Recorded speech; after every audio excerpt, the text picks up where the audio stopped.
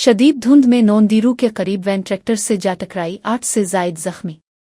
नौनदीरू और उसके गिरदोनवा में शदीद धुंध की वजह से सड़क पर नजर न आने के बाइस एक खतरनाक हादसा पेश आया।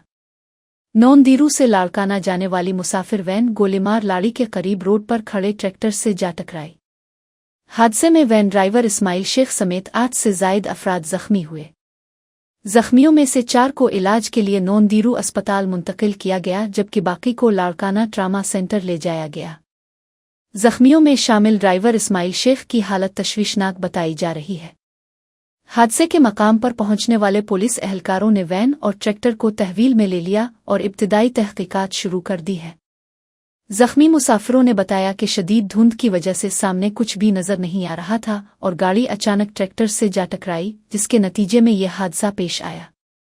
महकमा ट्रैफिक ने ड्राइवर्स को हिदायत की है कि धुंध के दौरान एहतियात करें और रफ्तार कम रखें ताकि ऐसे हादसात से बचा जा सके।